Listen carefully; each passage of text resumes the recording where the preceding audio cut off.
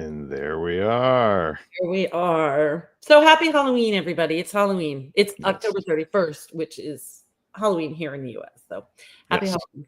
Happy Halloween. There we go. Like, this is one thing we really have in common is we're not really costume people, like personally, at this stage of our lives, right? No. So, but much to Carly's chagrin, we did not dress up. I'm sure she's a little bummed.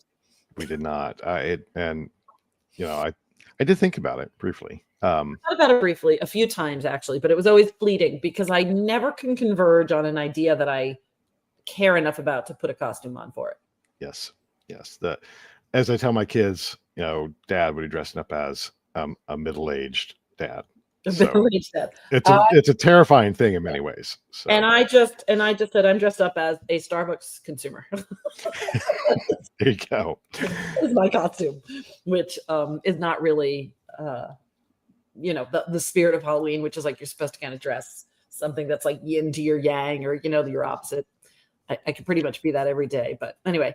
But let's start off and share some Halloween stuff because I think that we are friends. We are moving into the holiday season, and one thing I get really jazzed about is when people share with us holiday related data. I say all the time, I love seeing myself in the data, but Zappy shared with us their annual Halloween rankings, which, first of all, I guess I don't remember them doing this before, so I'm glad it's annual. Now we know top rated candies. And I think this is important. So anyway, for the record, before we start talking about the data, Lenny, what's your favorite candy? Reese's Cups. You're like, of course. So here's why that's funny. Reese's peanut butter pumpkins. Yep. Really, pretty much. I wrote down in the brief for the win. Reese's peanut butter pumpkins, best tasting, most festive, top quality, and most authentic. Like, absolutely. Literally, my whole takeaway of this piece about the top candy is like Reese's. Like, seriously. Reese's. And after this, we get the Christmas trees, and then we get the Easter eggs. And I don't know about you, but in my family, right, there is the tithe, the parental tithe of all candy, and the Reese's Cups are what goes to mom and dad. So we don't have that anymore. We used to. Oh, I think we have talked about this last year because Twizzlers are my thing, right? So like they just used to give me the Twizzlers. And then anyway, that's done now.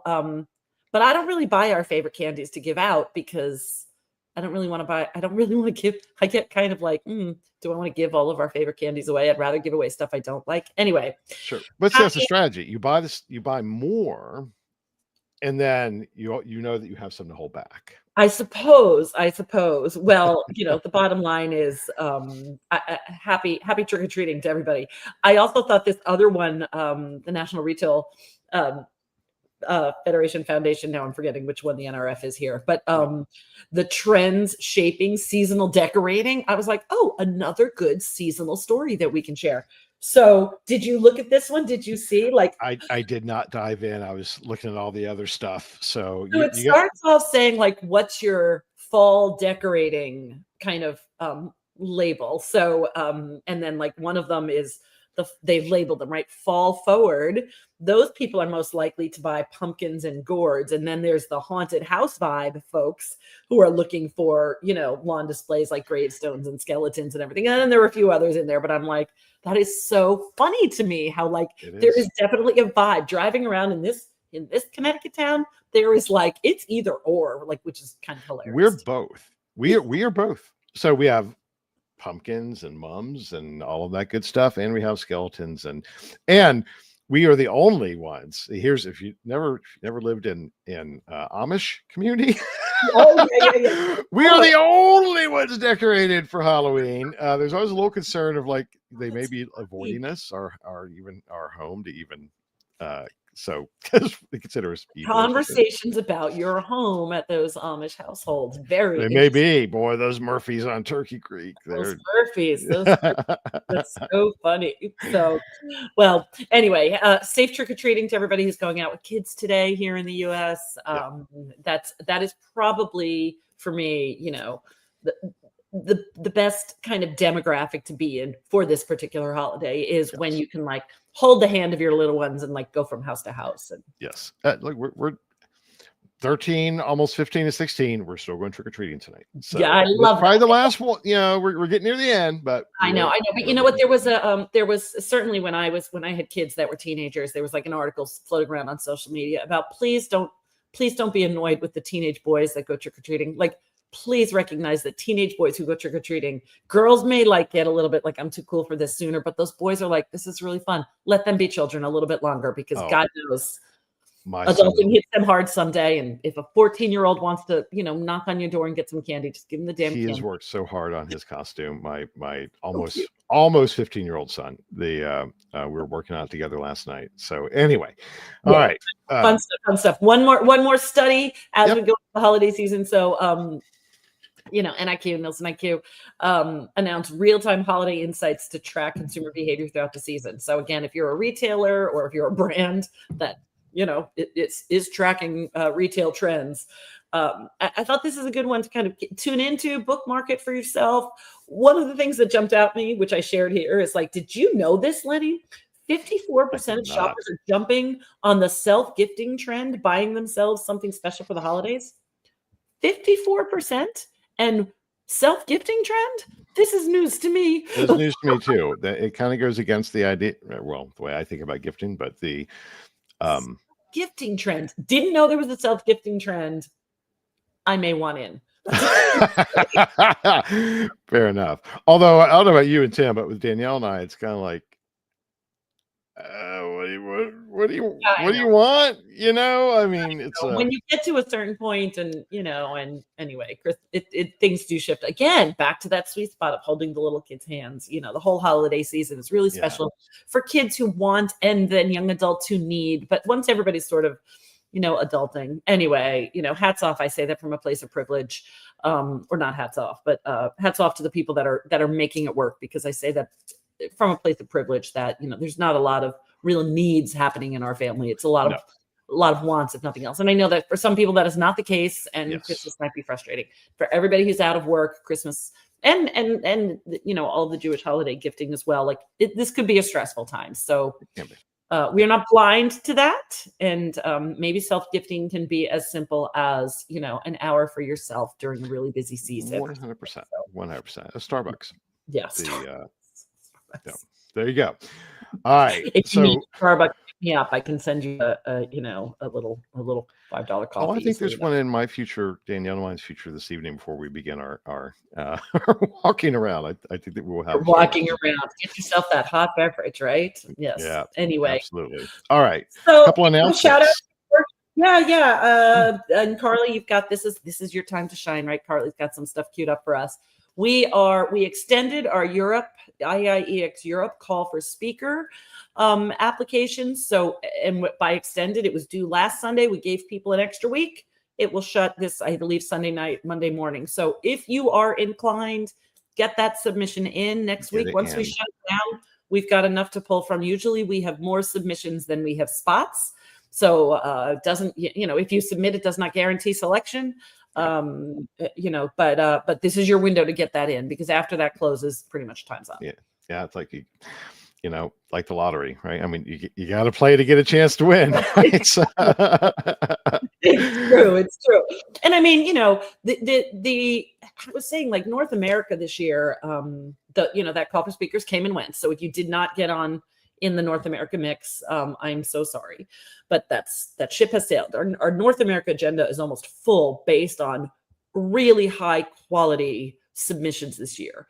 Lots of brands in attendance. It's just going to be extraordinary this year, and that is locked up by October, which is unusual for an April event. So I'm hoping that the same thing happens for Europe, that these are just outstanding applications. And I said to people who have asked, can I submit more than one? And my answer is, you can. Doesn't mean you'll get selected. So if you submit 5, it doesn't mean I'm choosing one of those 5. That doesn't matter. So put your best. I would rather you put your best effort forward than try to submit a bunch of times, because one solid, proposal is going to win over multiple proposals any day. Because to me, that just means you're trying to play the game and game the system. Nope, that's not what it's about for us. So anyway. Bandwagoning. I'll get off said bandwagon. No. The related. FutureList applications. Not quite as well, I was going to say it's not quite as competitive, but that's not true. It is. There's a judging criteria. Unlike some things out there where everybody wins, it seems. Sorry, I couldn't. I know. The FutureList is really a very special program because there's a few steps to the process, and we're very transparent about that. And we do have judges. So you nominate somebody, and there are lots of companies who nominate all of their junior level employees. And I'm like, guess what? That is not necessarily what matters. The nomination is only step one. Then the nominees get triggered an email to fill out an application. So they have to also be the type of person to present themselves well. It's all part of this is how we start to know who the cream of the crop is. It's not just a nomination. You also then have to sell yourself and help us, meaning us, the judging panel, because I am on that particular judging panel, get to know you and why you are worthy of the honor. So it's nomination. It doesn't stop there. Then there's application. Then those are reviewed. And those are whittled down to finalists that are put in front of a panel of judges who have a matrix to make sure that we are really selecting only 20 in each year's cohort of shining stars. And every year it's really exciting. So we extend this deadline as well for folks to give them an extra week, but this weekend is it. If there is somebody that you think, this person is a star, nominations happen now, and they have to be somebody within the first 10 years of their Insights career. So we're not talking about, Lenny. You cannot nominate Lenny, that he would not make it through. I probably wouldn't anyway, but you get my point. My point is, we're really, the spirit of this is the future, and and hopefully a very long future in the industry. So absolutely. And then finally, Carly, we have the grit forum coming up. And guys, I got to tell you, and this isn't just me with my usual exuberance around grit. This upcoming grit report is consequential, and we'll leave it at that. I mean, the rate of change and the way we have documented that change is amazing. We've dived in a lot deeper on many topics. It is deep and rich, and the grit forum is where we go over that with our commentary providers, and we talk through that. There's a lot to talk through. So this is a great way for you to get familiar with kind of the high points of grit, with people talking through the implications and all of that, while you also digest what is an important report for the industry to digest. So please show up, listen. I'm telling you, internally we're talking about this. There has never been a more consequential edition of the grit report than the one that we are about to publish, and the grit forum is where we're going to talk about it. It's everything we talk about here on the exchange, the pace of change, et cetera, et cetera. Grit's where we quantify it. It is really quantified. So I mean, it really is like truly the difference between the last report and this one on some of the key metrics, especially business outlook and some of those things, is just almost mind blowing. How quickly things are changing. So this is where we talk about it. Show up, register. You'll have a good time. It's fast paced. It's fun, and lots of great conversation on important topics. Yeah. Cool. And I'm sure we'll remind you of that again, since we are, a few weeks out, but no harm in blocking your calendar now. Yep. Note to self. Okay. Yes. Yeah. Right. Note to self, as I say 6 or 7 times, I better block some calendar time too. We need to talk, Lenny. Okay. QRCA, just a shout out to current President Lisa Horwich and I were chatting, and she is sharing around a survey link, foundational research that they are conducting. They at the QRCA getting input from all, whether it's market researchers or UX researchers, other kind of design researchers, any kind of researcher informing the strategic planning for the QRCA. So Carly will share the link out to that. We don't have it to put up on the screen, but QRCA is an important organization for me in the history of my career. So Absolutely. Let's weigh in and help give direction to the current board as they plot the direction of the QRCA and the initiatives that they offer. I'll tie it together. There is no more important aspect of the market research industry today than qualitative. I'll tell you that much. So yes, please participate. QRCA is, because that talk about a sector of the industry that is changing dramatically in all the right ways, really. I mean, in a good way. So yes, please participate. Yeah. Thank you. All right. Now, oh my God, we spent 15 minutes just on stuff like that. And we have industry news. We can get through this pretty quickly, though. So take it away. Start with the Walmart Data Ventures story, since you had exclusive on that. It's your time. Take it away. Yeah, well, our friends at Walmart Data Ventures, their Inspire event was this week. They invited me to go. I could not make it because I don't make it to anything like that, unfortunately. But they were kind enough to at least get together and share the results of one of the studies they released, which was a benchmark study between Walmart sample, working with Bob Fossen at Data Quality Co-op, comparing the results of a study from their Spark community to other panels. And it's not so much bragging rights about the Walmart community. Of course, is it higher quality because it's their shoppers, they have data, they validate the identity, they manage it carefully? Yes. Okay. The point is really comparing the quality results of a highly engaged, well-managed panel versus other sample assets that were out there, and unfortunately the other sample assets are left very wanting. We wrote a blog post about it. The link's here. It's guys, if you're in the panel business, we have work to do. Because you also can't just, everybody should know this, like, oh, well, I can't just go to Walmart. Well, you can't. That's not how their business model works. So if you're a research supplier, you can't just go to Walmart and utilize your sample. Sorry. So it is up to the rest of the sample industry to raise the bar. And that's good segue. Bless you. Linked very much to this, right, is that the Global Data Quality Benchmarking Report is out. Another kind of data quality initiative. Pay attention to this one. I haven't dug into it, but it talks about the fraud detection, which is like topic du jour. Certainly across the board, we are needing to be and are being forced to be very cognizant of the fraud in our industry. I feel like ever since Botgate, whatever, like a year ago, we have spent a year saying it's time. But I think now it's like that's just hit everybody over the head, right? So right. We've been talking about it. Yeah, like garbage in, garbage out. Never more important. AI. Yeah. Right. Yeah. And so these next couple ones, actually, some product launches. Let's just run through these really quickly. You want me to just run a fit? So on Behavix partnering with Sino.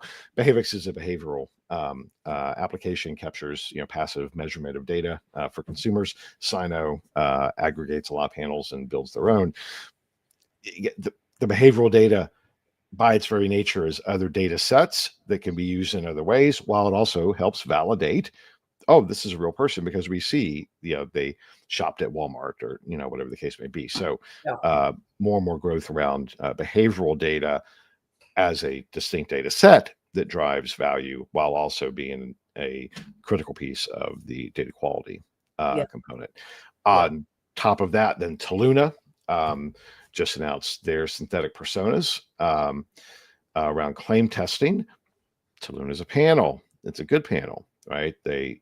So they're building the synthetic personas off of real first-party data of consumers, and now showing how effective the synthetic sample can be around very specific things like claims testing without needing to ask a survey. anybody who's listened to us should know this. It's kind of like no duh. Yeah. But it's based on quality, right? So there's the through line here. Yeah. Yeah. Our friends at Remesh launched Remy, an AI agent.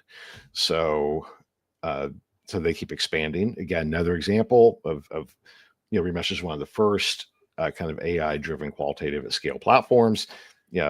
Now they are continuing to expand their capabilities. Same thing, Recollective, conversation task, AI moderated feature. Recollective has been around for a long time, probably the leader, in my opinion, on communities and online qual from a user standpoint. They're rolling out the AI solutions as well. Saying that Canvas released ASA, AI sidekick with 25 research skills to speed analysis.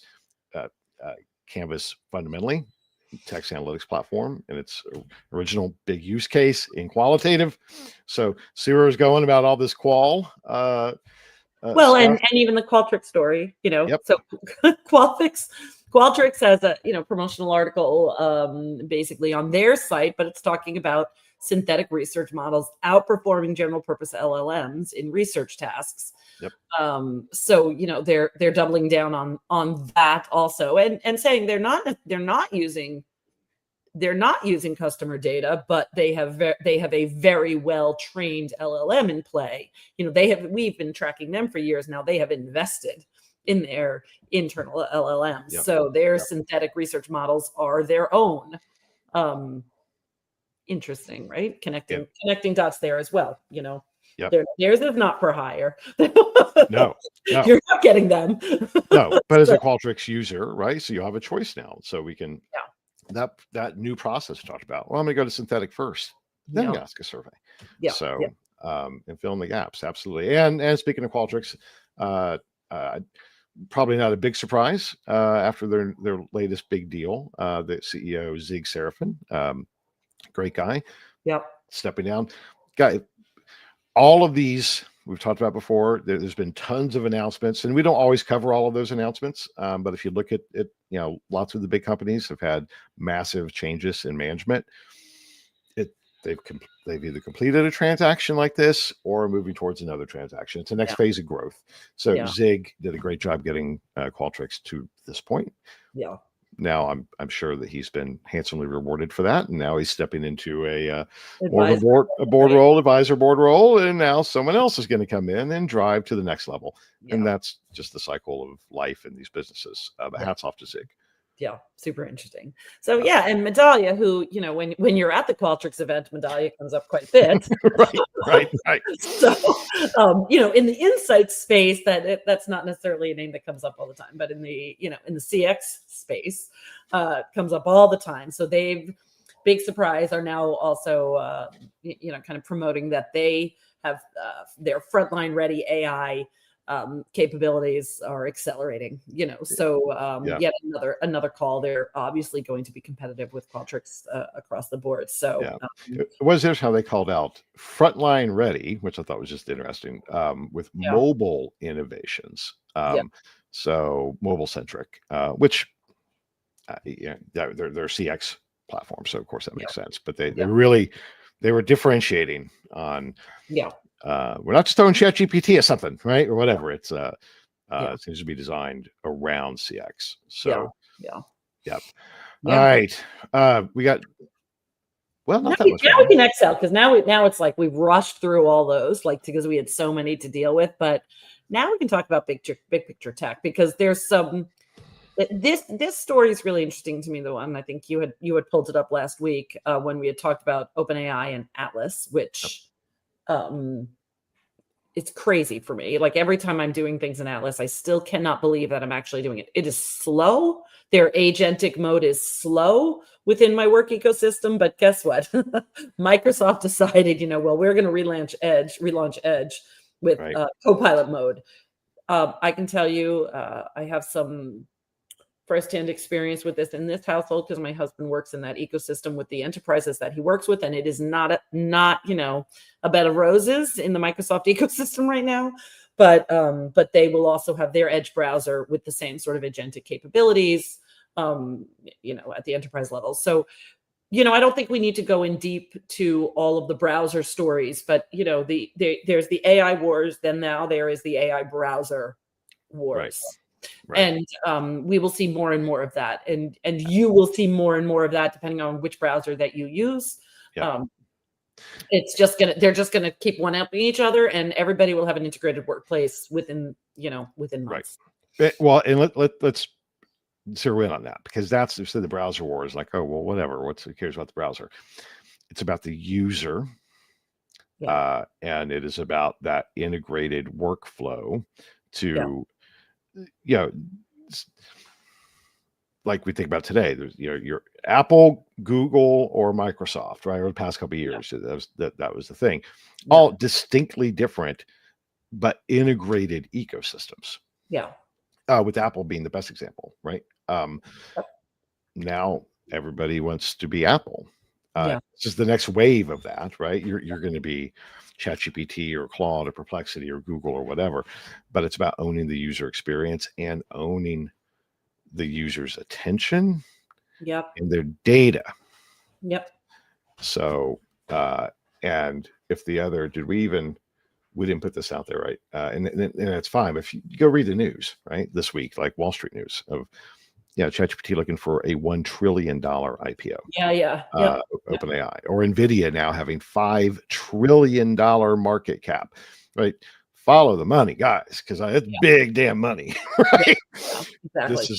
Think about it as a no, I'm just not talking about you at the consumer level, but it's probably safe to say, every listener to our, to this particular show is a professional, right? And they have professional use of browsers. I mean, that's just how we do business today. And whether it's your email, and then you're checking a website, and then you're checking, your Salesforce, and then you're checking your, whatever task management software you have, or whatever CRM you have. Like if it's all in your browser space, and then guess what? Your browser is going to become how you manage your agentic internal workflows. That's just what's happening right now. So really interesting. Good luck with that, because it's you've got to take it in, and to the CEOs and founders and presidents that are out there trying to come up with AI strategy, this is something you need to be tuning into, because it's how your employees will be doing work. So setting doing research aside for just one hot second, this is how your people will be working, doing the work that they do. And 100%. That's where those people have to be thinking strategically. I saw an article just this morning. Maybe we'll throw it in for next week. But it was, I won't spoil too much, but it was interesting about exploring the difference between SaaS and vertically integrated agentic solutions. And I had not thought about it in quite the way this article positioned it. But it was, well, we'll save it for next week. It was interesting in thinking the era of broad-based SaaS solutions. When you have a whole bunch of agents that are really pinpoint built to do very specific things, it's a different model, and the browser is the key that unlocks it, right? And think about it for user researchers, usability testers. When this agent is taking over, so if I'm in Atlas and I'm in my email and I'm like, oh shoot, can you make an Asana task for this so I don't forget to follow up on this point in this email, and I now have my browser going into Asana before me, suddenly my browser has different usability needs. So like, just think about the implications to even just that. Like it's uncanny, because that particular browser-based software, everything is changing. And there at each step along the way, there might be implications for you in your work world. Anyway, challenge you to think absolutely. About well, and I will, I'm a laggard in these things, right? I'm a little more resistant. And even this week, I went further in utilizing Perplexity, my favorite LLM. And I was thinking, damn it, I just need to enable all of these capabilities in Comet in their browser, because this is dumb that I'm losing efficiency. And it's like, no, I'm not willing to do that yet. But that is real.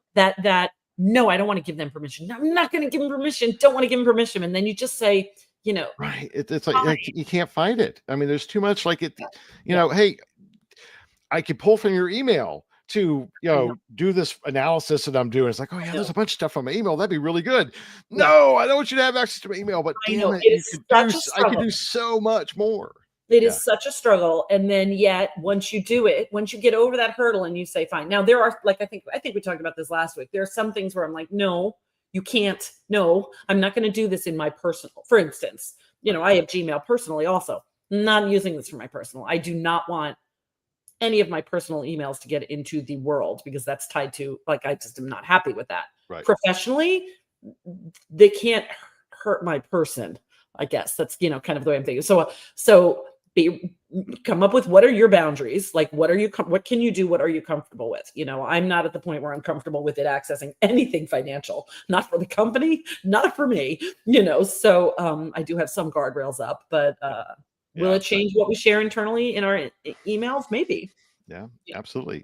Resistance is futile. I'm still holding out. I don't know how much longer. All right, let's wrap. 3 marketing related things, which I think are really interesting. You talked about this, Pameli. So we've talked before, our friends Sparky, and they were building end-to-end marketing platforms using AI. Well, Google now did their, called Pameli. It's a marketing tool. It generates on-brand content from a company's website, and I didn't demo it, but I watched a demo of it, and it seems pretty darn good. Is it going to be perfect? No. But if you're generating, like, I can certainly imagine Jazz on our team looking at it. I sent her a link to it, like, you create a lot of efficiencies, and well, and then you think about, our team, which is a small department, but then Mondelez now investing $40 million in generative AI across the Middle East and Africa to have their marketing costs. So investing $40 million to accomplish a 50% cut in the market. So what the hell do you think their marketing costs are? Where that is it's like, oh yeah, this is a no-brainer. No-brainer. So cutting marketing expenses. So that's one of those things that made me say, because I'm like, here we're seeing it at an organization loaded with marketers. I mean, I would say any of the big ones loaded with marketers. That's like brand marketing dream, is to end up in one of those large CPG companies, right? So when you're graduating with your MBA, you're like, oh, I want to work at a Mondelez or a PepsiCo or a P&G or whatever. And now, look, we're looking at in maybe not all the markets, but we're looking at having marketing costs. And then concurrently this week, Wharton Executive Education is launching an AI in marketing, creating customer value in an AI-driven enterprise, a blended program for senior leaders. And I thought, that's interesting. So Wharton, excellence in executive education, coming up with AI in marketing education programming. So if you are a marketer, if you are a brand side professional, if you are, if this is where your function lies, absolutely know this, because that's where, and I don't want to be alarmist for anybody, but that is where I worry more about the marketing professionals than I do for insights professionals. I think that I think both kind of, they're so adjacent, but where we can get to, like, how do insights professionals stay relevant in the age of AI? Right now, marketers, like, up your skills, because we haven't talked enough about them, I don't think, but like up your AI skills so that you are not deemed replaceable by AI. Look, I mean, we did really well on time. Let's pontificate just for a second. I mean, you read the news this week, right? I mean, there were massive job cuts in many big companies in white collar management roles, and it wasn't because of financial performance. That was not. These companies were booming, right? They reported their results, and everybody's doing great. No, these were redundant roles from an AI standpoint. Now they're obviously, they're reallocating money in other ways, and of course all that's there, but you can't make that decision. Oh, I'm going to lay off, what was it? 6, whatever number it was at Amazon, and move it into building, infrastructure, unless those roles weren't necessary to begin with from a functional process standpoint. Sorry. Yeah. And I don't know. No, you're right. I don't have the inside track on this. So I am making an assumption, and call me out if I'm wrong. But I would assume that the people that have value staying are the people that have tackled the how is this integrating. My guess as well. How do we make sure I'm versed in it? I'm not just, I can't, it's not that I'm doing it myself, but I'm smart enough to understand AI. I am versed in AI. I know what's happening in the AI ecosystem. You get your skills up. They're managers and directors of AI functionality, right? And is my guess, and that's what I think this AI marketing and overall, and we keep talking about this, right? The process just isn't where the value is. Yeah. The knowing what to do, how to manage to get to an outcome.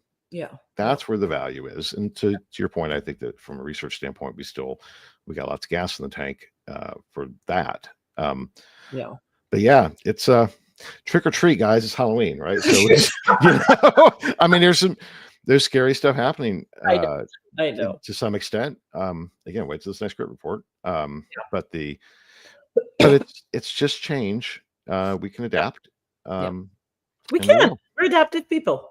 Yeah, well, you are highly adaptive. So I'm still like kicking and screaming a little bit, but that's so funny because I was working from my parents' house this week, and I let my mother see my computer take over, and she just sat there and she said, "Well, this is life changing," and I said, "It is, Mom," and she just shook her head. And here's a woman, 86 years old, and she is able to get her head around the life changing nature of all of this. And I was feeling quite proud of her in that moment. I'm like, she's not about to start using it, but she certainly can recognize that this is a life-changing evolution. And as we head into next year, bear in mind, this was the year of like the build and rollout of a beginning of the robots. Next year is they all go on sale, guys. Oh yeah, right? I know. So it won't just be the AI. We will also have literally price points, the humanoid robots in homes performing tasks, and it's going to take a little while, but I mean, that's where we are. Margaret, who is kind of now on my team contractually as a speaker scout for me, she's already told her husband, "Oh, I'm getting one." Like she's like, "I don't care how much it costs. This is on my list. Like I am getting a little." Robot. And I was like, oh my God, me and you both, we're going to be like talking to our little robot pets, So. I don't know. These are the pets. These are like the full board. It's like a human. Anyway, I don't want anybody to remember. I keep my hand goes down because I'm like, I really want a little one. I'm going to put in a special order for a little one. Got it. All right. I mean, just make it bigger than my Roomba, right? And actually, I don't have a Roomba. But I'm just talking. I need it to be cat size. I need it to not even be dog size. It needs to still be cute. Or it's not joining my household. That's anyway, we can go in all types of directions. It's interesting times, guys. So anything else we want to make sure that we cover on this? We're good. Have a safe and happy Halloween. Welcome November 1st. We will see you next Friday. We'll see you next Friday. Everybody. Yeah. Be safe. Happy Halloween. And have a good weekend. Bye. Everyone.